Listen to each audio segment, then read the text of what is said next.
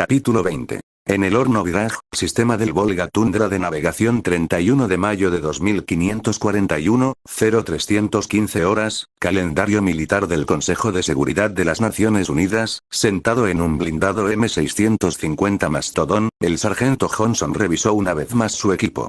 Llevaba el casco bien abrochado y el U de sus gafas se conectó automáticamente a la carabina MA5K con silenciador que sostenía. Cuando la apartó para sacar su M6S Magnum, el UZ se ajustó. Los nombres de los demás soldados que lo acompañaban aparecían sobre sus cabezas, y en la esquina inferior izquierda se encontraba el rastreador de movimiento. Se veían 11 puntos amarillos, todos sentados en filas ordenadas. No se cruzaron palabras, llenando el blindado de silencio. A Johnson le pareció bien.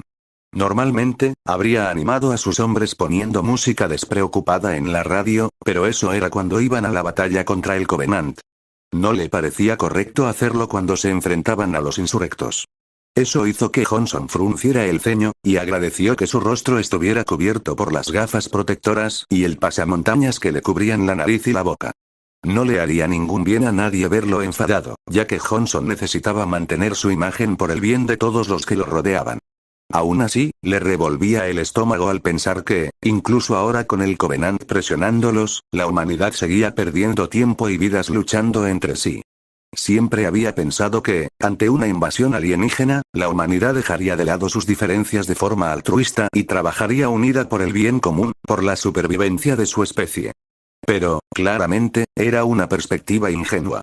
La humanidad se había luchado y matado durante toda su existencia, y que alguien más apareciera y empezara a hacerlo también no significaba que fueran a detenerse. Aún así, a pesar de sus dudas sobre la situación, sabía que era necesario. Estos insurrectos habían asesinado a personas inocentes y debían ser llevados ante la justicia. Tanto para vengar a quienes habían matado desde que esto comenzó como para evitar que los insurrectos lastimaran a nadie más. Sin que nadie dijera una palabra, Johnson supo que todos en el mastodonte que lo acompañaban estaban de acuerdo. Todos habían perdido a alguien en la insurrección, así que estaban ansiosos por acabar con ellos. Nos acercamos a la casa segura, resonó la voz de la teniente Dare por los altavoces del mastodón. No viajaba en el mismo vehículo que Johnson y sus hombres. Iba en un Falcón furtivo modificado, usado por la ONI. Similar a un Prowler, el Falcón de la ONI contaba con capacidades de sigilo ejemplares que lo hacían prácticamente invisible al radar, la termografía y más. Incluso los rotores eran notablemente más silenciosos que los Falcons normales, lo que lo hacía perfecto para infiltrarse en un escondite insurgente sin que se dieran cuenta. Tomando eso como señal, Johnson empezó a hablar. Su voz se transmitió por Teamcom a todos los demás vehículos del convoy. Dijo: «Muy bien, chicos, escuchen. Nos acercamos a la sede del Partido de Liberación de los Trabajadores. Dentro, habrá docenas de insurgentes que quieren vernos muertos y que nos echen de esta roca. Bueno, lamento decir que no vamos a hacer eso. Lo que haremos es meter a estos cabrones donde deben estar, en un agujero de 2 metros de profundidad, si nos dan la oportunidad». Todos sus hombres sonreían y reían entre dientes bajo sus pasamontañas, y Johnson continuó. Pero no sus líderes, ni hablar. Y mucho menos el mismísimo jefe, el general Borisjuk. Hay que capturar vivos a estos objetivos de alto valor a toda costa. ¿Por qué no les pegamos una bala en la cabeza y damos por terminado el asunto, sargento? De todas formas, el juicio acabará con la pena de muerte, así que ¿por qué no ahorrarles tiempo y dinero a todos?, preguntó un soldado dentro del mastodonte de Johnson, y Johnson se giró para mirarlo. Porque los altos mandos quieren dar ejemplo con un juicio, respondió Johnson.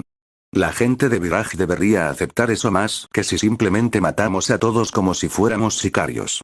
Y lo más importante, evitará que se conviertan en mártires, y lo último que necesitamos es que alguien siga su ejemplo. Esa respuesta pareció bastarle al soldado, quien asintió en señal de aceptación antes de revisar su equipo. Algunos otros no estaban tan convencidos, pero aceptaron. Al final, todos eran profesionales y estaban tan ansiosos por terminar la tarea como Johnson. Una vez más, el mastodonte se quedó en silencio, y solo se oía el débil rugido del motor. De vez en cuando, sentían un bache en el camino al pasar sobre una roca o un terreno irregular, pero el mastodonte se mantenía en movimiento como si nada. Pronto, sin embargo, sintieron que el mastodonte empezaba a disminuir la velocidad, y Johnson revisó su equipo por última vez. Sus armas tenían balas en la recámara, la grabadora de su casco estaba encendida y su visor podía activar y desactivar el modo de baja luminosidad a voluntad. Cuando el mastodón se detuvo y la puerta de la bodega se deslizó hacia abajo formando una rampa, Johnson ordenó a sus hombres que salieran del vehículo con unos rápidos movimientos del brazo. En silencio, con el único sonido que oían era el de sus pies al deslizarse sobre el metal, los marines salieron a la tundra de navegación.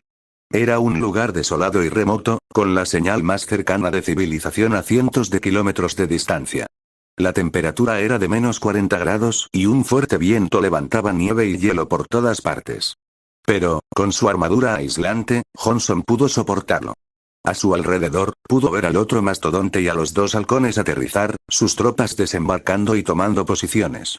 Se habían detenido frente a un gran complejo rodeado por un grueso muro de hormigón de 10 metros de altura. Alambres de púas bordeaban la parte superior del muro, y se podían ver torres de vigilancia en puntos clave. Todos ellos sin personal, pues los equipos de francotiradores desplegados el día anterior ya los habían eliminado justo cuando llegaban los soldados de Lunsk. Debido a la evidente ausencia de alarmas o movimientos dentro del complejo, su aproximación pasó desapercibida. Johnson no veía ninguna torre de comunicación, ni para recibir ni para enviar transmisiones. Supuso que tenía sentido. Las transmisiones inalámbricas nunca eran completamente seguras, especialmente para la ONU y el ejército de jazz inteligentes a su disposición. Como innumerables terroristas desde el siglo XX, el Partido de Liberación de los Trabajadores probablemente utilizaba mensajeros para planificar y comunicarse entre sí. Primitivo, pero efectivo siempre que no atraparan a ninguno de los mensajeros. Formando en una puerta de acero, Johnson y sus hombres se alinearon a un lado. Dare y sus hombres formaron al otro, con los otros dos escuadrones formando líneas diagonales mirando hacia el centro de la puerta. La agente de la ONI a cargo de la operación chasqueó los dedos, y un Ocht se acercó rápidamente y roció pasta de termita sobre la cerradura de la puerta. La pasta se encendió, lanzando chispas y proyectando una frenética luz naranja parpadeante sobre los soldados al fundirse a través del metal. Tras unos instantes, el metal se quemó por completo y la reacción cesó. Abriendo la puerta con cuidado, procurando que el chirrido de metal contra metal fuera lo más silencioso posible, los marines, los Ots y el agente de la ONI entraron en el complejo. Con las armas preparadas, inspeccionaron la zona en busca de cualquier señal de insurrectos merodeando. Aparte de los cadáveres de los centinelas, no había nadie en la zona. Johnson aprovechó el momento para observar el complejo con más detalle. Había 3 edificios. Uno parecía ser un garaje, con una camioneta, que observó mientras un escuadrón de marines subía por la puerta para despejar a todos los que estaban dentro.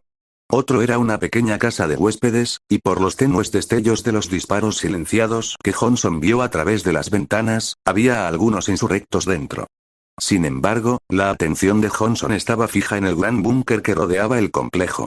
Era un edificio feo, una simple caja de hormigón de 3 pisos con apenas unas pocas ventanas delgadas y rectangulares. Parecía más una prisión que una casa, lo cual Johnson supuso que tenía sentido. Habría sido extraño ver una mansión tan lejos. Había varios paneles solares y turbinas eólicas detrás y al lado del búnker, lo que le indicaba cómo los insurrectos conseguían abastecerse de energía sin depender de la red eléctrica. Más importante aún, vio el interruptor de encendido ubicado en un lateral de la estructura, y Dare ya estaba enviando a uno de sus Ots a apagarlo. El complejo quedó sumido repentinamente en la oscuridad, pero a Johnson no le importó, ya que su visor cambió inmediatamente a modo de baja luminosidad. Normalmente, simplemente usaría una linterna, pero en operaciones sigilosas como esta, el visor era una opción mucho mejor.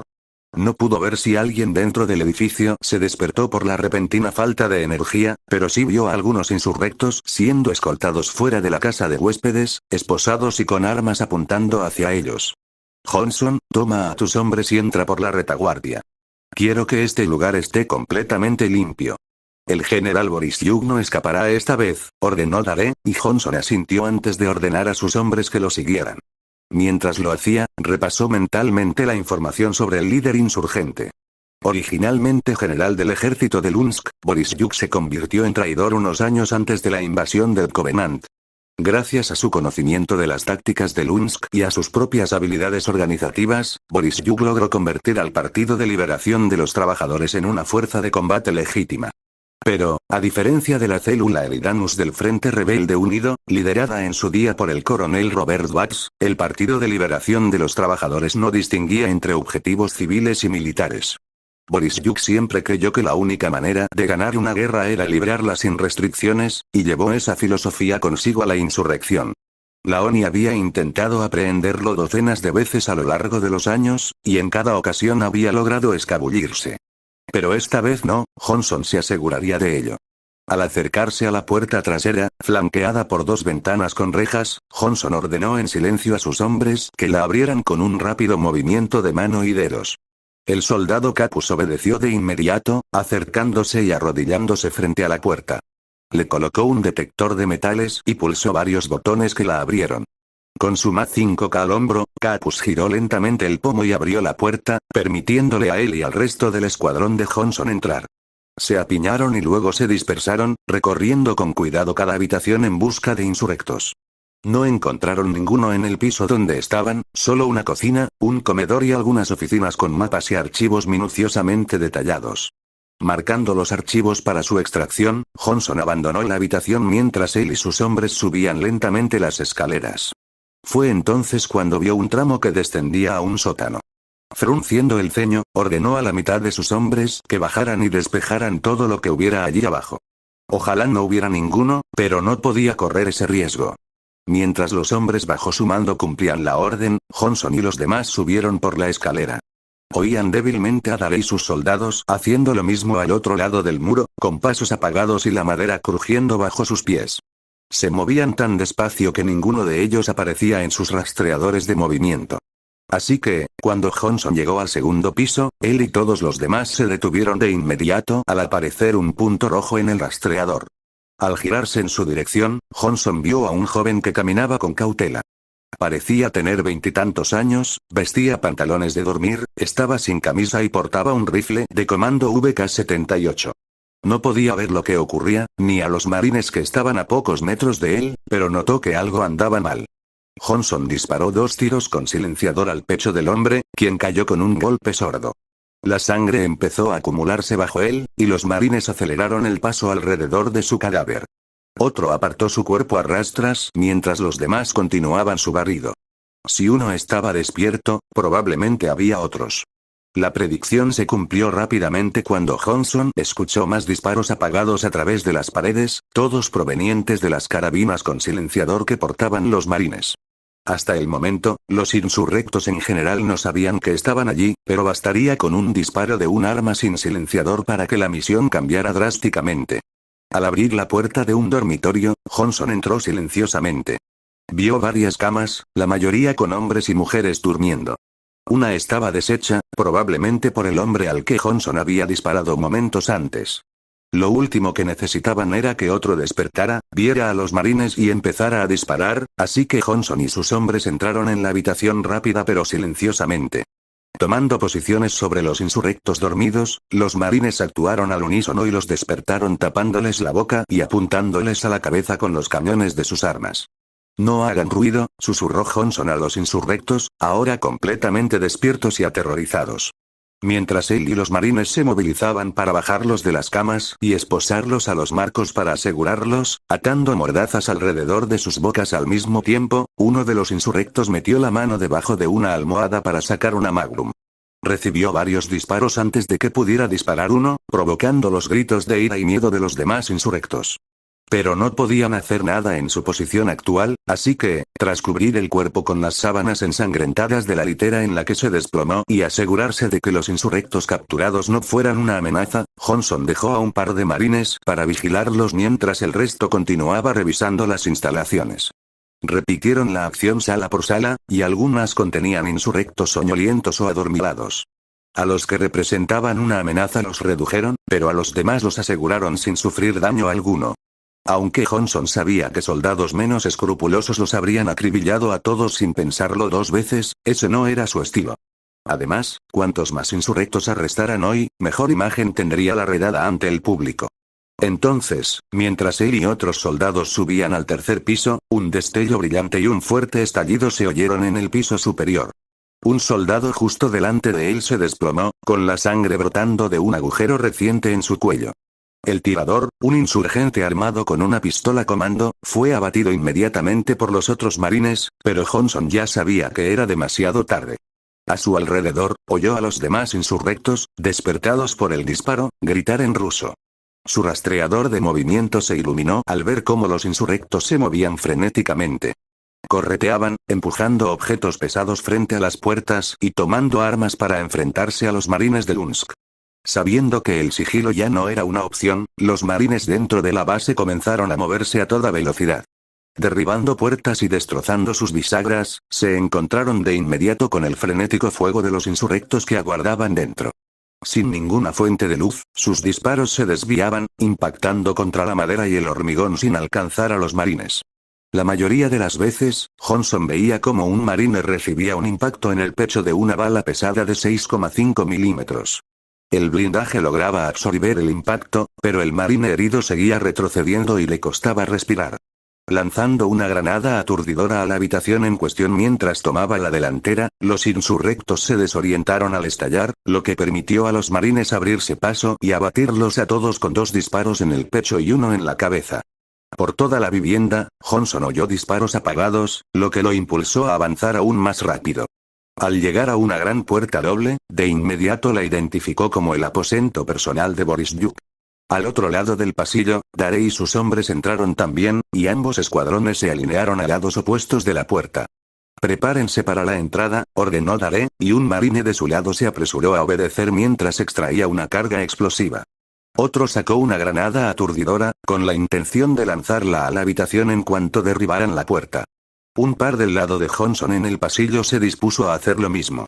Pero, justo cuando los marines se disponían a colocar las cargas en las bisagras, fueron detenidos de inmediato por una ráfaga de disparos que atravesó la puerta. Los marines pudieron retroceder rápidamente. El que estaba más cerca del centro de las puertas recibió una bala en el brazo, pero un pequeño objeto salió disparado por los agujeros abiertos. «Granada. Atrás», gritó Johnson, y los marines se zambulleron y se cubrieron la cabeza. El artefacto explosivo improvisado explotó, llenando el pasillo de humo y enviando metralla en todas direcciones. Los que estaban más cerca de la explosión fueron acribillados, y gritaron de dolor mientras la presión en el espacio cerrado los golpeaba en el pecho. Pero por suerte, la explosión, aunque ensordecedora incluso a través de sus protectores auditivos, no fue tan grande ni mortal como una granada militar. Mientras Johnson, Dare y los marines se recuperaban y sacaban a los heridos del peligro a habitaciones contiguas, pudo ver que ninguna de las heridas era mortal, siempre que recibieran atención médica más allá de la bioespuma que ya se les estaba administrando. Perros de Lunsk. Si creen que pueden atraparme vivo, están muy equivocados. Se burló el general Borysyuk en ruso, y Johnson frunció el ceño bajo su pasamontañas. Los disparos cesaron momentáneamente, y Johnson consideró volver a salir para echar un vistazo a la habitación. En cambio, activó el Teamcom y estableció una línea directa con Dare. «Teniente, ¿le dio la ONI algún juguete para que viéramos dentro?», preguntó Johnson, en un susurro para que los insurrectos no los oyeran. «De hecho, lo hicieron», respondió Dare. «Enviaremos un dron de reconocimiento ahora». En cuestión de segundos, la esquina superior derecha de luz de Johnson fue ocupada por la imagen en blanco y negro de un pequeño dron que rodaba por el suelo. Observó cómo salía de la habitación donde Dare y sus hombres se refugiaban, y luego se introdujo con cuidado en las habitaciones personales de Borysyuk. Como sospechaba, el general estaba dentro junto con otros 2 guardias insurrectos, parapetados tras un escritorio volcado. Detrás de ellos estaba la cama de Borysyuk, sin ninguna ventana al exterior. Los 3 portaban HMG-38, un rifle viejo y obsoleto que el UNS descontinuó hace décadas. 2 de ellos estaban recargando sus armas, pero Borysyuk aún tenía la suya lista. Cuando el general insurgente notó el tenue destello de la cámara del dron, disparó una ráfaga rápida. La señal se quedó estática, y Johnson reprimió una maldición. No solo por la impecable puntería del general, sino por la falta de opciones. No había ventanas, así que no podían enviar francotiradores a los halcones para neutralizar a los guardias. Desde luego, no podían entrar por la puerta principal, ya que eso era pedir a gritos que les dispararan. Pero tenían una opción, y Johnson ya estaba poniendo las cosas en marcha. «Teniente, que sus hombres coloquen cargas en el muro», pidió Johnson. Con un rápido movimiento del brazo, uno de los marines se acercó rápidamente y colocó con cuidado las cargas detonantes en un patrón rectangular alto y ancho. «Cargas colocadas», respondió Daré casi al mismo tiempo que el hombre de Johnson había terminado. Una pausa profunda llenó el aire, y nadie dijo una palabra. «Abran la brecha», ordenó Johnson. Un momento después, ambas cargas de ruptura se activaron, destrozando los muros de concreto y esparciendo escombros por todas partes, desorientando enormemente a los insurrectos que se encontraban dentro. Johnson, Daré y los demás marines entraron a toda velocidad, acribillando a los guardias mientras Johnson derribaba a Borysiuk al suelo. «Sujétenlo. Sujétenlo», ordenó Johnson, apoyando las rodillas sobre los brazos de Borysiuk mientras le arrancaba y tiraba el cuchillo y la pistola que el general llevaba consigo. El hombre forcejeaba, intentando apartar a Johnson de un puñetazo, pero fue en vano. Un par de marines se acercaron rápidamente y ayudaron a Johnson a sujetarle los brazos y las piernas, y uno de ellos le inyectó rápidamente un anestésico en el cuello, dejándolo inconsciente en cuestión de segundos. Respirando con dificultad, Johnson se levantó y retrocedió. Observó distraídamente que sus pantalones estaban cubiertos de sangre, al igual que sus botas, pero lo ignoró por ahora mientras informaba a través de Teamcom. «Bolchevique está asegurado. Repito, Bolchevique está asegurado». Hubo una breve pausa, y luego Daré se acercó para observar al general incapacitado. Mirándolo a través de la delgada visera de su casco recon, respondió: «Buen trabajo, sargento. Lleve al general afuera para la extracción y luego ayude a asegurar todos los archivos y datos dentro del complejo». «Lo haré», dijo Johnson, y luego se volvió hacia los otros marines que comenzaban a levantar a Borysiuk por las piernas y los hombros. Todos escucharon a la señora. «Manos a la obra». «Sí, señor», gritaron los marines al unísono, y luego empezaron a sacar a Borysiuk de la base. Johnson iba justo detrás de ellos, vigilando atentamente cualquier otro peligro. Al bajar las escaleras, Johnson vio que también escoltaban a los demás insurrectos supervivientes. A los marines no les importó que no llevaran la ropa adecuada para el frío, así que los empujaron al frío y a los pelicans que acababan de llegar. Mientras subían a los insurrectos, más marines se apiñaron para ayudar a asegurar el complejo. Johnson observó cómo los insurrectos, una vez debidamente asegurados, eran llevados a través de la tundra nevada. Al desaparecer en el horizonte, con las lunas gemelas suspendidas sobre sus cabezas como única luz, Johnson se permitió un momento de sonrisa. Sacó un cigarro y un encendedor, se bajó el pasamontañas y se metió el cigarro en la boca antes de encenderlo. Inhaló el humo, sintiendo cómo le llenaba los pulmones, y luego exhaló. Una nueva calidez le llenó el pecho, y distraídamente sacó el cigarro y lo sostuvo entre los dedos. El hecho de que todavía estuvieran luchando contra la insurrección era y siempre sería un problema. Johnson lo sabía, pero podía consolarse con la victoria que habían conseguido ese día. Ojalá eso fuera el fin, y Viraj no tuviera que volver a preocuparse por el espectro de la insurrección. Pero, al mismo tiempo, sabía que volvería. Siempre lo hacía, pero al menos habían conseguido un momento de paz. Ciudad de Nueva Moscú, 5 de junio de 2541, 1945 horas, calendario militar del Consejo de Seguridad de las Naciones Unidas. El exitoso asalto de las fuerzas del Consejo de Seguridad de las Naciones Unidas a la casa de seguridad del general Borysiuk en la tundra de Naf hace 6 días ha supuesto un golpe decisivo para el Partido de Liberación de los Trabajadores, declaró el reportero a través de la pantalla de televisión del bar donde Crow se encontraba. A su alrededor, varios clientes borrachos vitoreaban y alzaban los brazos con sus bebidas. Él y los cazadores y cazadoras que lo rodeaban permanecieron en silencio, bebiendo sus propias bebidas y viendo la televisión. Tomará tiempo determinar por completo si esta, y otras incursiones en bastiones insurrectos en Viraj, serán suficientes para hundir por completo al grupo rebelde, admitió la reportera, recibiendo algunos abucheos de los ocupantes del bar antes de continuar. Lo que sí se puede afirmar con seguridad es que los insurrectos en Viraj han sido derrotados y sus intentos de intimidar a los virajianos han fracasado. El juicio del general Borysiuk está programado para comenzar la próxima semana, y la fiscalía ha indicado que busca nada menos que cadena perpetua sin posibilidad de libertad condicional. En breve, entrevistaremos a uno de los marines que participó en la incursión, quien nos ofrecerá una exclusiva detallada del proceso. Estén atentos.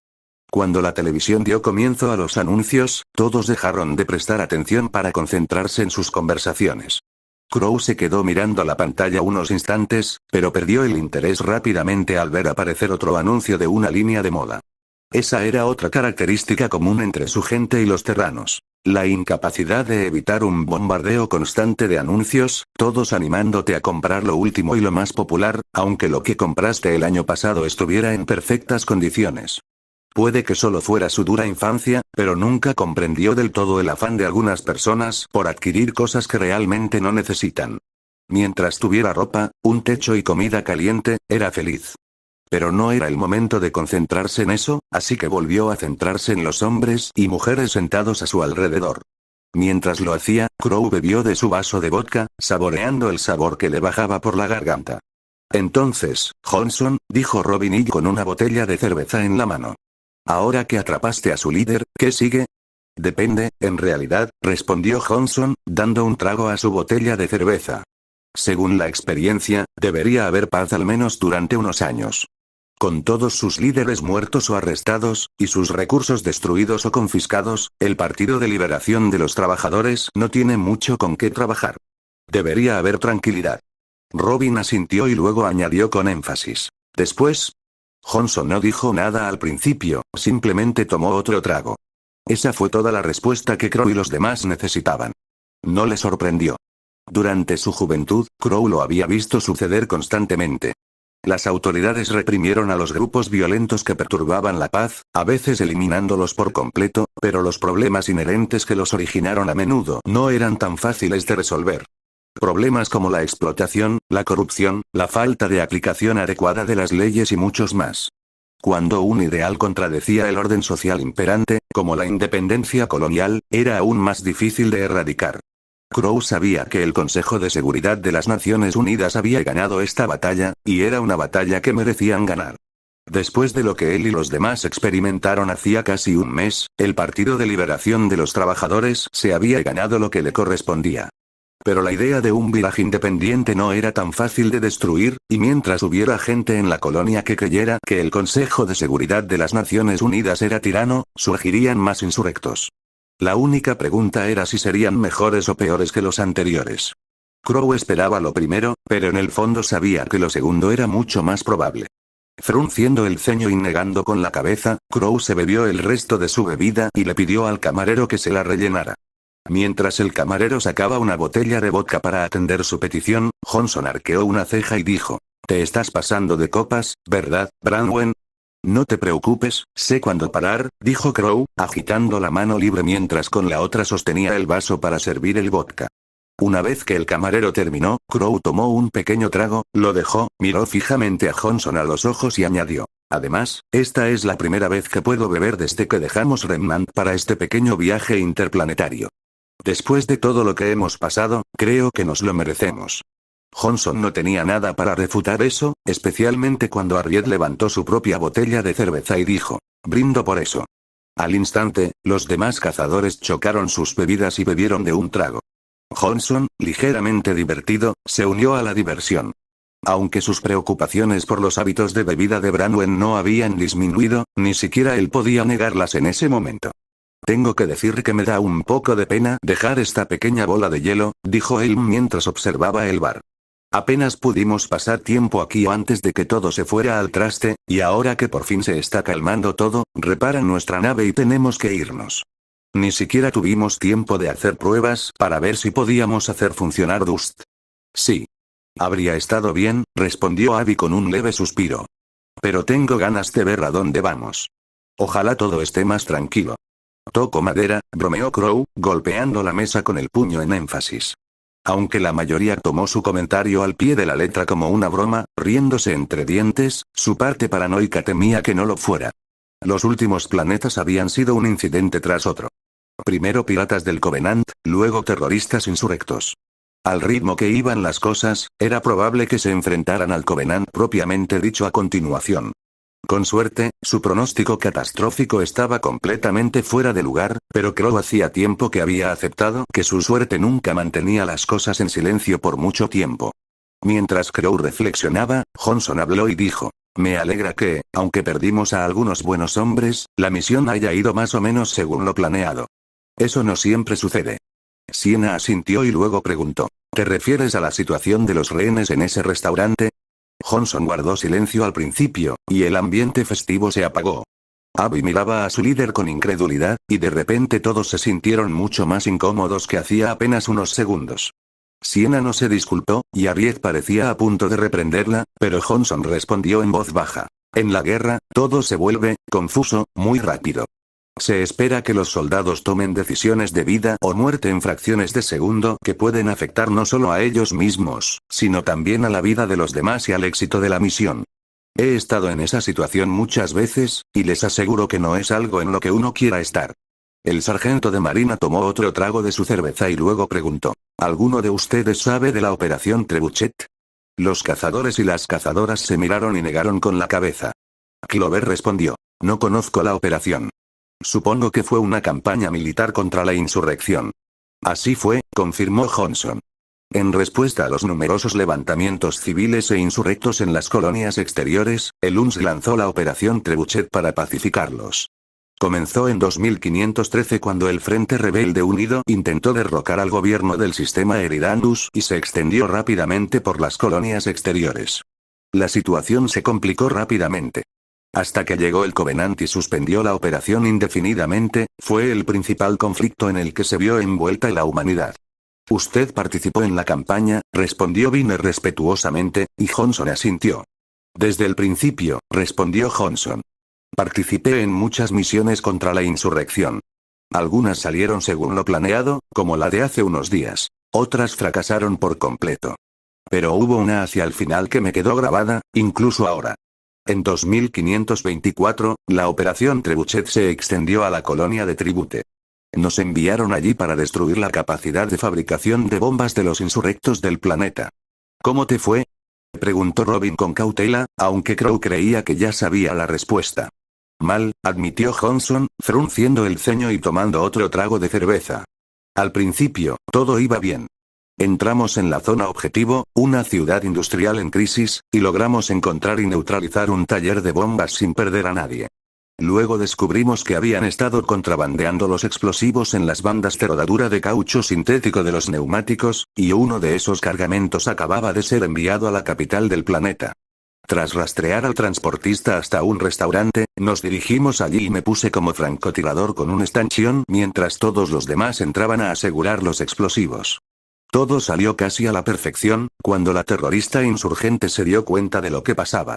Tomó a un niño pequeño, de no más de 8 años, como escudo humano y amenazó con detonar los explosivos si no nos retirábamos.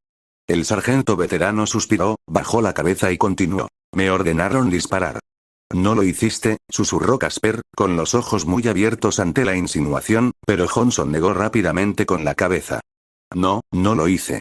No podía dispararle a la mujer sin herir al niño, así que dudé», aclaró Johnson. Sin embargo, no fue un alivio tan grande para Crow y los demás cazadores como esperaban, sobre todo cuando Johnson añadió. Pero, mientras esperaba una oportunidad, el padre del niño se abalanzó sobre la mujer para intentar salvar a su hijo. En la confusión, ella detonó las bombas, matando a todos los marines del restaurante menos a un marine. 39 civiles y 3 marines murieron, todo porque dudé. La mesa se quedó en silencio mientras los remanentes miraban al sargento. Clover intervino y dijo, «No fue culpa suya, sargento. El insurgente tomó a ese chico como rehén y detonó las bombas, no usted». «Lo sé», admitió Johnson, «pero el hecho es que si hubiera disparado y la hubiera matado, todos los demás en ese restaurante habrían sobrevivido». «Pero habrías matado al niño», señaló Fiona, y Johnson se encogió de hombros. «Tal vez», dijo Johnson, y luego la miró. «Si hubiera disparado, el chico probablemente habría muerto. Pero podría haber evitado herirlo, y sin el disparo, murió con todos los demás de todos modos». Suspiró y negó con la cabeza, luego miró a los demás y dijo, «De cualquier manera, sucedió y no hay vuelta atrás. He tenido que vivir con esa decisión desde entonces, y todavía no sé si tomé la correcta. Si me preguntaran cómo cambiaría las cosas, para ser honesto, no lo sé. Solo sé esto. A veces hay que tomar decisiones muy difíciles. Decisiones que pueden revolverte el estómago, pero si no las tomas, la gente puede morir. El problema es reconocer cuando realmente hay que tomar esas decisiones difíciles. Si encuentran a alguien que pueda tomar esa decisión siempre, sin falta, avísenme. Me gustaría invitarles a una cerveza». Con eso, la mesa volvió a quedar en silencio, y Crow dejó que sus pensamientos analizaran las palabras de Johnson. Sin duda, entendía la intención del sargento. Por experiencia propia, Crow sabía que muchas veces tenía que sopesar diferentes opciones, ninguna de las cuales era particularmente agradable. Temía cada vez que surgían, y esperaba que cada vez fuera la última. Pero, en este trabajo, era inevitable que surgieran más. Intentar pensar de otra manera solo era una receta para la decepción. Ya basta de eso, dijo Johnson, rompiendo el ambiente denso que se respiraba en la mesa. Se supone que deberíamos estar divirtiéndonos. Solo traten de no divertirse demasiado. Preferiría no tener que cargar con sus borrachos traseros a casa. Te estoy hablando a ti, Branwen. Que te jodan, Johnson, respondió Crow con una leve sonrisa en su rostro, y los demás se rieron entre dientes ante el intercambio. La mesa volvió a la conversación, pasando sin demasiado enfoque a una gran variedad de temas. Algunos eran alegres, otros más sombríos y serios. Pero, en general, Crow se dio cuenta de que lo estaba pasando bien. El tiempo parecía pasar lentamente mientras la alegría del bar se contagiaba a todos, y las dificultades que habían estado enfrentando durante los últimos meses parecían desvanecerse. Era un respiro temporal, Crow lo sabía, pero lo disfrutaría todo lo posible. Acababa de terminar su último vaso de vodka, sintiendo un ligero zumbido al mismo tiempo, y estaba a punto de pedir que se lo rellenaran cuando sonó el teléfono de Johnson. Perplejo, Johnson levantó el teléfono y vio que había recibido un mensaje de Shakespeare. Crow lo miró desde el otro lado de la mesa, y cuando Johnson abrió el mensaje, se quedó paralizado. Contingencia invernal declarada. Evacuación inmediata, decía el mensaje, y Crow sintió que se le encogía el corazón y se le erizaba el vello de la nuca. Los demás se dieron cuenta al instante de lo que veían y reaccionaron igual. Todos sabían exactamente lo que significaba el mensaje, y Crow maldijo su suerte hasta las profundidades del infierno por ello. Todos se miraron, sin decir palabra. De repente, se levantaron rápidamente de sus asientos y salieron del bar. Johnson pagó la cuenta sin cables al irse. Crow sentía que pronto no importaría, pero se alegraba de que lo hicieran. En la noche despejada, con la luz de las lunas gemelas brillando en lo alto, el grupo avanzaba a toda velocidad. Sin un vehículo que los transportara directamente al puerto espacial, tuvieron que conformarse con un trote rápido. ¿Qué tan cerca están?, preguntó Sepia rápidamente, buscando con la mirada cualquier señal de peligro. La flota de patrulla se ha colado a media UA de la colonia, respondió Johnson. La flota se está moviendo para atacar, pero si no van a durar mucho. Crow reprimió una maldición. Eso no les dejaba mucho tiempo para evacuar la colonia. Si bien la flota que orbitaba Virage era impresionante para Remnant, había leído lo suficiente sobre los combates espaciales de Lunsk contra el Covenant como para saber que no sería suficiente. Eso los motivó a él y al resto del grupo a seguir adelante, controlando la respiración para no cansarse demasiado rápido y evitando chocar con civiles en su camino. Vayan al espaciopuerto, ahora. Intentó decirle Crow a una familia de viragianos que se apartaron del grupo. Pero solo obtuvo una mirada confundida. Se preparó para repetirlo, pero entonces se dio cuenta de que, dijera lo que dijera, no lo entenderían. Después de todo, no hablaba su idioma, y la única razón por la que los soldados sabían lo que decía era gracias a sus traductores. Crow maldijo su suerte aún más y le rogó en silencio a Johnson que les advirtiera de lo que se avecinaba. Pero el sargento no lo hizo, y su angustia le indicó a Crow que el lenguaje necesario también se le escapaba. Siguieron corriendo tan rápido como pudieron, con cuidado de no dejar atrás a Johnson. Para crédito del marine, les seguía el ritmo bastante bien. Al mismo tiempo, Crow maldijo el hecho de que el bar que habían elegido estuviera al otro lado de la ciudad. A su alrededor, vieron que la ciudad comenzaba a cambiar. Tramos de carretera comenzaron a levantarse, los muros comenzaron a sellarse, formando caminos que sin duda conducían a centros de evacuación. Los que estaban afuera comenzaban a confundirse y preocuparse, especialmente cuando la policía y los soldados comenzaron a establecer fortificaciones e instar a la gente a salir de sus casas y de forma ordenada. Bandadas de Hornets y Longsword sobrevolaron, el rugido de sus motores sacudió el cristal de la ciudad bajo sus pies. Para completar la imagen, una fragata pesada clase Paris de Lunsk tomó una posición defensiva sobre sus cabezas, con el aspecto de un tiburón protegiendo sus huevos. Cada vez había más gente afuera, confundida y asustada. Mientras muchos preguntaban desesperadamente a la policía y a los soldados qué estaba pasando, la única respuesta que recibieron fue que se movieran con rapidez pero orden. Crow no pudo evitar notar cómo la multitud de civiles estaba siendo dirigida específicamente fuera de su camino, dejándoles un camino relativamente libre hacia el puerto espacial. Entonces, para sorpresa de Crow, un trío de Razorbacks se detuvo. Depositaron escuadrones de soldados que comenzaron a descargar sacos de arena y armas pesadas para bloquear un tramo de la carretera. En lugar de irse una vez depositada la carga, los conductores se lanzaron hacia Crow, Johnson y los demás cazadores y cazadoras para que subieran a bordo. Sin necesidad de que se lo dijeran dos veces, se subieron a los asientos disponibles más cercanos y fueron conducidos directamente al puerto espacial. Secciones enteras de la carretera estaban despejadas solo para ellos, y con cada segundo que pasaba, una parte cada vez mayor de la ciudad de Nova Moskva se convertía en una zona militarizada.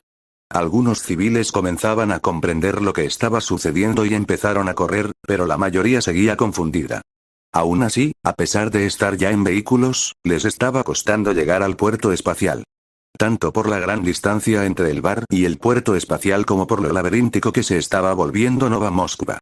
Esto los ralentizó considerablemente, sobre todo cuando los civiles finalmente recibieron la notificación general de evacuación después de aproximadamente una hora. Crow tuvo la clara intuición de que el UNSC se había mantenido a la espera, queriendo organizar sus fuerzas lo mejor posible antes de sembrar el pánico, con la ventaja de que la delegación remantiana se acercara lo más posible al puerto espacial antes de emitir la orden de evacuación general. En cualquier caso, en cuanto el mensaje se difundió por todas las pantallas de la ciudad, se desató un caos total.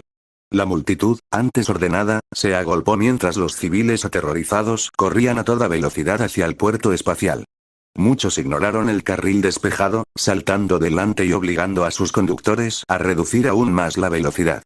El estruendo de las bocinas de los Razorbacks pasó desapercibido, y los conductores maldijeron. Pero no intentaron simplemente atropellarlos, por lo que Crow estaba agradecido. Cuando se le erizaron aún más los pelos de la nuca, Crow dirigió su atención al cielo. Para su horror, vio explosiones entre las estrellas. Sin duda, el UNSC luchaba contra el Covenant. La visión aceleró la carrera de los aterrorizados civiles. Aunque algunas explosiones parecían moradas y blancas, la gran mayoría eran naranjas y amarillas. Eso le dijo más que suficiente, y se aferró al armazón del Razorback con más fuerza. Estaban a la vista del puerto espacial cuando, de repente y sin previo aviso, se produjo una gran explosión en lo alto. La atención de Crow se dirigió de inmediato hacia ella, y para su horror, vio que era la fragata disparando su cañón Mac contra algo en la distancia. El proyectil superpesado impactó contra un escudo de energía, que pulsó y brilló con un azul intenso, iluminando la nave bulbosa que descendía de la órbita. Era un destructor pesado clase CPV, y su visión hizo que la multitud de civiles a su alrededor gritara de miedo. Andanadas de misiles se dirigieron hacia el destructor Covenant, explotando inofensivamente contra sus escudos, sin siquiera hacerlos parpadear. Mientras la fragata intentaba recargar y moverse a una posición segura, su oponente respondió disparando un par de torpedos de plasma. Estos atravesaron el blindaje de aleación de titanio como si ni siquiera estuviera allí, y la fragata explotó con tanta intensidad que formó brevemente un segundo sol. La onda expansiva hizo que todos los que estaban cerca cayeran al suelo, y en ese preciso instante, la mala suerte de Crow volvió a asomar la cabeza. El conductor de su Razorback perdió el control y se desvió hacia un lado, chocando contra una tienda cercana. Al estrellarse contra el cristal y las gruesas columnas de hormigón que sostenían la estructura, la parte delantera del vehículo se derrumbó y el motor se apagó. «¡Maldita sea!», maldijo el conductor, intentando desesperadamente arrancar el motor, pero no se movía. Crow solo pudo observar en silencio el vehículo destrozado, sabiendo que era culpa suya, pero incapaz de encontrar las palabras. Salió del vehículo sin pensar, notando con el rabillo del ojo que los demás Razorbacks habían seguido adelante mientras el resto de los Huntsmen ya salían corriendo de la tienda. Entonces, su mente se descontroló cuando sintió que algo tiraba violentamente de su brazo, sacándolo también de la tienda. «Branwen, vamos. Tenemos que irnos», gritó Johnson, arrastrando a Crow del brazo con urgencia. Despertando de su estupor, Crow echó a correr a toda velocidad. Abriéndose paso entre la multitud, vio a policías y soldados intentando mantener el orden, sin mucho éxito. La gente se precipitaba sobre coches y vallas, derribándolos mientras un mar de gente aterrorizada los atropellaba. Frente a él, Crow vio a una mujer con un niño tropezar y caer, y la gente casi la atropella en su frenética carrera para ponerse a salvo. Rápidamente apartó a la gente junto a Johnson y a otros cazadores y cazadoras cercanos, levantando a la mujer. Ella ni siquiera dio las gracias antes de salir corriendo. Crow dio un pequeño respingo al oír disparos. Al hacerlo, una gran sombra se cernió sobre sus cabezas mientras el destructor Covenant comenzaba a lanzar oleadas de aviones de ataque y naves de desembarco. Banshees, espíritus y fantasmas, al parecer. También se lanzaban cápsulas por toda la ciudad, pero al menos por el momento no las atacaba con sus armas. Aún así, Crow no pudo evitar quedarse boquiabierto ante la imponente figura, que le recordaba a un ave de rapiña, observándolos como si no fueran más que conejos. Las Banshees fueron las primeras en llegar y bombardearon a la multitud con rayos de plasma azules y bombas de combustible verdes. Las víctimas fueron incineradas, con cadáveres humeantes esparcidos por el suelo, mientras que otros, alcanzados por las explosiones, desaparecieron por completo. Los gritos aumentaron aún más, y Crow deseó tener su arma a mano para contraatacar. Pero no la tenía. Ni él ni nadie más de su pequeño grupo iba armado, pues no había razón para ello cuando partieron. ¡No! Gritó Harriet mientras las Banshees realizaban otra pasada, aniquilando a más y más gente. Unos cuantos rayos se acercaron incómodamente a Crow y los demás, y el calor lo invadió. Sintió que su aura disminuía notablemente, pero estaba más concentrado en los cuerpos, ahora muertos y humeantes, que caían al suelo junto a él. Siguieron corriendo, y para su sorpresa, encontraron los restos en llamas de los otros dos Razorbacks delante de ellos. Cada uno presentaba un daño considerable de plasma, lo que le indicó a Crow exactamente lo que había sucedido. Aunque los conductores estaban muertos, por suerte, las auras de los cazadores y cazadoras los protegieron de lo peor del daño. Los supervivientes se unieron de inmediato al grupo de Crow y corrieron juntos hacia el puerto espacial. Necesito un arma. Denme un arma. Gritó Sienna, hablando por todos mientras las naves de desembarco Phantom y Spirit descendían, depositando tropas Covenant justo en medio de la multitud. Los artilleros en las torretas comenzaron a dispararles, mientras que los soldados disparaban a todo lo que se movía. Harriet se preparó para correr hacia ellos, su cuerpo chispeando mientras su semblanza comenzaba a activarse, pero Clover la detuvo rápidamente. Mientras miraba a su comandante con sorpresa, Johnson gritó rápidamente: «No podemos quedarnos aquí. Eres demasiado importante. Tenemos que irnos ya». «Harriet, vamos», gritó Clover. Harriet parecía querer protestar aún más, sobre todo porque los gritos de terror, cada vez más intensos, se veían interrumpidos por el sonido del fuego de plasma, pero cedió a regañadientes. Crow veía que Vine y Elm también impedían que las cazadoras felices se abalanzaran sobre ellos, al igual que Yuri y Gron impedían que Abby y Sienna intentaran repeler al Covenant. Solo la delegación de Vale parecía tener un control relativo, pero su furia se reflejaba fácilmente en sus rostros. Crow compartía sus sentimientos. Lo único que deseaba era entrar y repeler al Covenant, detener esta masacre desenfrenada, pero sabía que no podían. Con el corazón apesadumbrado, Crow y los demás dieron media vuelta y corrieron. A su alrededor, llegaban cada vez más soldados del Covenant. Por todas las instrucciones que Crow había repasado, los reconoció a todos. Los élites, empuñando rifles de plasma, se alzaban sobre todos, disparando sus armas en ráfagas cortas y precisas. Algunos reían de alegría, disfrutando del asesinato. Los chacales, con guanteletes de energía, acorralaban a la gente, permitiendo que los grunts y sus comandantes de élite los acribillaran con facilidad. En lo alto, entre las ráfagas de Banshees, había drones que recogían a civiles, policías y marines armados para descuartizarlos o lanzarlos a la muerte. No es que los humanos no intentaran combatirlos. Marines con rifles, y solo la mitad de sus armas, disparaban contra los alienígenas, haciendo todo lo posible por contenerlos y permitir que la gente evacuara. Los Warthogs irrumpieron, con los artilleros disparando sus ametralladoras, destrozando los escudos del Covenant y destrozando sus cuerpos. Los Hornets se batieron en duelo con las Banshees, y los casquillos de bala llovieron sobre todos. Explosiones de fuego resonaron por todas partes, y los restos destrozados de Banshees y Hornets se estrellaron contra el suelo, aplastando bajo su peso a cualquiera que tuviera la mala suerte de interponerse, tanto humano como alienígena. Pero de inmediato quedó claro que el Unsk estaba superado. Por cada Covenant que mataban, llegaban más para reemplazarlos. Sus armas tenían dificultades para resistir cualquier cosa que no fuera carne de cañón, rebotando en los escudos mientras la potencia de fuego del Covenant destrozaba las defensas de los soldados humanos. Había muchos cuerpos de grunts y jackals tirados en charcos de sangre azul neón y púrpura. Pero había cientos de humanos más en el suelo, lo que dificultaba moverse entre ellos. Al doblar la esquina, los cazadores que huían vieron a escuadrones de marines con armadura completa entrar a toda prisa. Escorpiones, mastodontes y bartoks disparaban contra los invasores alienígenas, y los propios marines hacían pasar a la gente aterrorizada para tener una línea de fuego despejada.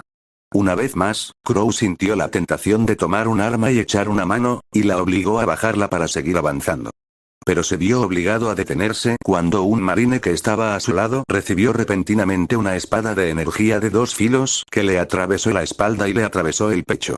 Un élite encapuchado apareció, apartando el cuerpo inerte y volviéndose hacia la persona más cercana, que resultó ser Crow.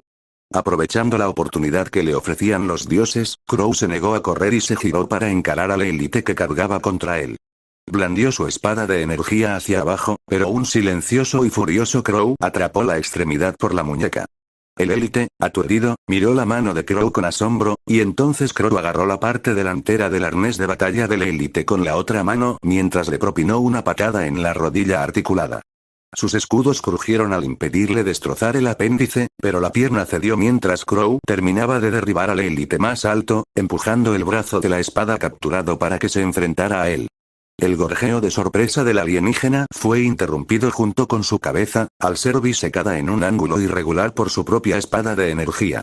Sangre hirviendo y materia cerebral se derramó de su cráneo, y Crow dejó caer el pesado cadáver al suelo mientras las cuchillas se desactivaban, respirando con dificultad.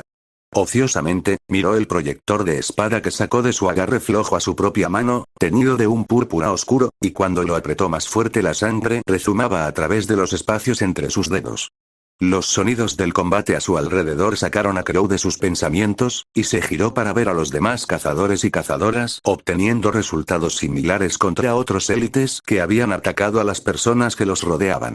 Al igual que Crow, lograron sorprender a los élites que solo los veían como civiles inofensivos, y los abatieron sin dificultad con las manos desnudas, sintiendo un regocijo considerable. Pero varios élites y otras tropas del Covenant los habían presenciado.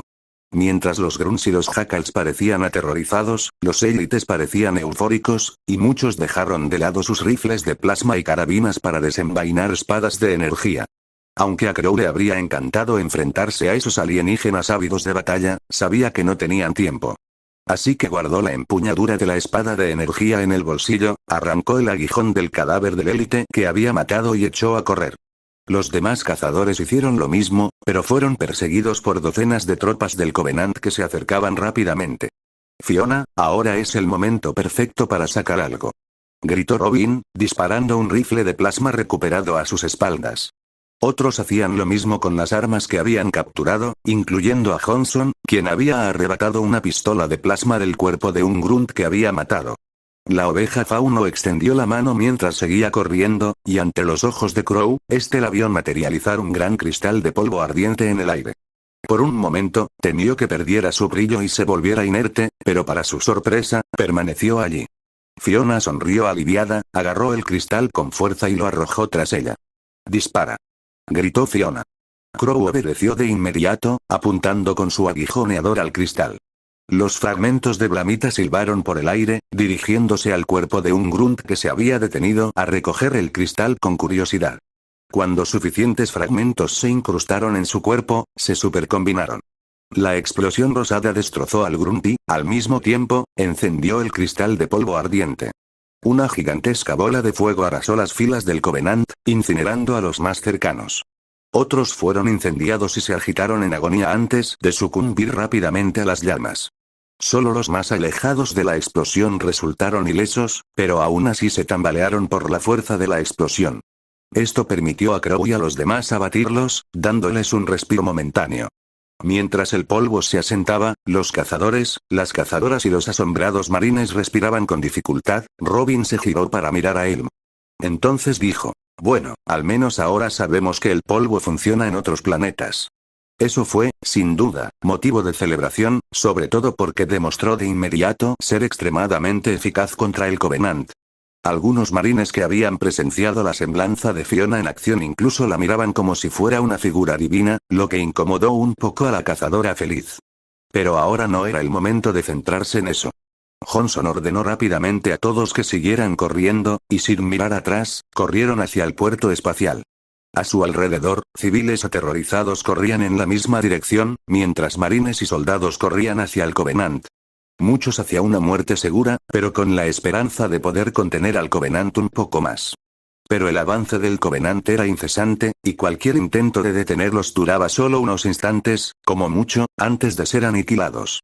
Al acercarse al puerto espacial, Crow observó cómo cientos de miles de civiles intentaban amontonarse en naves espaciales abarrotadas. El personal de Lunsk intentaba mantener el orden, pero en medio del caos era difícil lograr algo similar. Pero la atención de Crow estaba fija en las aeronaves Covenant que surcaban el aire, disparando sus armas contra las naves de escape. Una intentó despegar y huir, pero una bandada de Bansees atacó y destruyó sus motores. La nave se desvió hacia un lado, se estrelló contra el suelo y se estrelló contra otra nave. Ambas explotaron en enormes explosiones, casi derribando a Crow. Fue entonces cuando se dio cuenta de lo que estaba pasando, sobre todo a medida que la concentración de las fuerzas del Covenant aumentaba cada vez más. El Covenant atacaba el espaciopuerto con el expreso propósito de impedir que nadie escapara, dejando a la gente atrapada en tierra, tan indefensa como peces en un barril. Le revolvió el estómago y quiso gritar de indignación por el asesinato que estaba presenciando, pero no pudo. En cambio, solo pudo seguir corriendo hacia un Pelican del Midsummer Night. Un escuadrón de Ots impedía el acceso a bordo, y Crow reconoció a la teniente Dare entre ellos. Tenía una pistola M6C en las manos, disparando ocasionalmente a las tropas del Covenant que se atrevían a acercarse demasiado. Pero, al ver llegar a Johnson y a la delegación de los Huntsmen, se adentró de inmediato en la bodega de tropas y los hizo pasar con un frenético gesto del brazo. «Vamos. Muévanse, muévanse», ordenó, manteniéndose a un lado mientras un artillero marino disparaba una ametralladora pesada montada desde la bahía de tropas. Johnson y los demás se movieron alrededor del fuego enemigo, amontonándose en la parte trasera y sentándose. Apenas tuvieron tiempo de abrocharse el cinturón cuando Dare se sentó en su asiento y las puertas de la bahía de tropas se cerraron. Crow no pudo evitar notar que los Ots se quedaron atrás, continuando la lucha contra el Covenant con sus rifles de asalto, lanzacohetes y la ametralladora montada que prácticamente fue arrojada por la parte trasera del Pelican para que pudieran usarla. «Estamos todos dentro. Despeguen ahora», gritó Dare al piloto. Los motores del Pelican, ya preparados, se encendieron y alcanzaron su máxima potencia. Con una fuerza mayor a la de cualquier otro despegue que hubiera experimentado hasta entonces, Crow fue lanzado de vuelta a su asiento. Ascendieron por la atmósfera, esquivando el fuego de plasma lo mejor que pudieron. Algunos lograron aterrizar, haciendo que la nave de desembarco se tambaleara peligrosamente, pero antes de que las Bansees pudieran derribarlos, llegó una escuadrilla de Longsword para destruirlas. Los Longsword se posicionaron rápidamente para escoltar al Pelican, y al entrar en el vacío espacial, Crow sintió que el esfuerzo en su cuerpo se relajaba. Queriendo ver con sus propios ojos qué estaba pasando, Crow se subió el arnés y flotó hacia la cabina del Pelican. Miró por encima de los hombros y las cabezas de los dos pilotos, que se dirigían directamente hacia la noche de verano, que se refugiaba tras las lunas gemelas de Viraj. Lo que vio casi le partió el corazón. La impresionante flota de Lunsk que custodiaba a Viraj estaba siendo completamente aniquilada. Solo quedaban restos en llamas, y los que quedaban disparaban inútilmente sus Mach y misiles Archer contra la flota de naves de guerra Covenant que asaltaban el planeta. Pero los pesados proyectiles fueron absorbidos por los escudos del Covenant, y solo se necesitaron 1 o 2 torpedos de plasma para destruir por completo las naves humanas. Una escuadrilla de cazas Serab los detectó y se movió para interceptarlos, pero sus escoltas Longsword se separaron inmediatamente para atacar. Proporcionaron suficiente escudo para dejar pasar al Pelican, pero Crow pudo ver que los Longsword también comenzaban a ser derribados. Atravesaron un gran campo de escombros y, para horror de Crow, lo reconoció como los restos de la estación Chernobog. Cadáveres de humanos atrapados en el interior cuando la estación fue destruida flotaban junto a ellos, y mientras los pilotos se esforzaban por evitarlos, algunos rebotaron contra el casco del Pelican con un golpe sordo. La vista casi hizo llorar a Crow, y tras él pudo oír a algunos de los cazadores y cazadoras más emocionados empezar a hacer precisamente eso. Pero se obligó a mantenerse firme y a seguir observando. Pronto, se toparon con la noche de verano, con el hangar abierto para ellos. En cuanto el Pelican aterrizó, el hangar se selló y la atmósfera presurizada inundó la cámara. Solo entonces se abrió la puerta del hangar de tropas del Pelican, y Crow y los demás cazadores salieron corriendo a toda velocidad. Se dirigieron directamente al puente, pasando junto a docenas de técnicos en sus puestos mientras preparaban la nave para la partida inmediata. Al llegar al puente, notaron enseguida que estaba inundado de actividad, con el comandante Keyes de pie junto a la mesa holográfica, dando órdenes. «Quiero el motor de Sly espacial en línea ya. Shakespeare, prepara un salto aleatorio en cuanto podamos», ordenó Keyes, y Shakespeare asintió desde su holotanque sin decir palabra alguna. «Comandante, el cañón Mac está completamente cargado y todas las cápsulas de misiles Archer preparadas», informó un compañero de tripulación, y Keyes asintió, pero no dijo nada. En cambio, giró la cabeza para mirar a los cazadores y cazadoras, y respiró aliviado al notar que ninguno había desaparecido ni había sufrido daños. «Comandante, deberíamos estar listos para partir en menos de 2 minutos», declaró Shakespeare, y Keyes asintió mientras volvía su atención a la holomesa. Sin mirar a los remanentes, Keyes comenzó a dirigirse a ellos y preguntó: «¿Hubo alguna complicación?». Clover dio un paso al frente de inmediato y respondió: «Algunos sustos, pero nada grave, comandante». La cazadora Time demostró que el polvo funciona fuera de la atmósfera de Remnant, lo cual fue esencial para nuestro escape. «Al menos sacamos algo de este maldito lío», gruñó Keyes, y luego dio un puñetazo en el borde de la mesa. Nadie más dijo nada, porque nadie sabía qué decir. En cambio, Crow comenzó a caminar lentamente hacia el frente del puente para poder mirar por la ventana. Los demás, uno a uno, se unieron a él, y pronto todos observaban cómo el Covenant terminaba de aniquilar al resto de los defensores humanos. Se podían ver tenues puntos de luz mientras las naves espaciales que intentaban huir del planeta eran derribadas, y solo unas pocas lograban escapar al desliespacio. Una vez que Viraj no pudo defenderse, Crow observó cómo las naves del Covenant comenzaban a posicionarse sobre sus ciudades. Entonces, al unísono, gruesos rayos púrpuras se estrellaron contra la superficie, desgarrando las nubes subyacentes y quemando el suelo hasta convertirlo en vidrio. Al mismo tiempo, las naves de guerra del Covenant cruzaban el planeta en zigzag a través de su atmósfera, casi como si buscaran algo sin encontrar nada. A medida que cada nave terminaba, llegaban más destructores y rápidamente comenzaron a cristalizar la sección del planeta inferior con un efecto devastador. Crow solo pudo observar en silencio, con los brazos colgando flácidos a los costados. La gente empezó a llorar a mares, siendo Abby y Fiona las que más gritaban. Sienna y Robin, respectivamente, hicieron todo lo posible por consolar a sus hermanas de armas, pero incluso a ellas les costaba contenerse.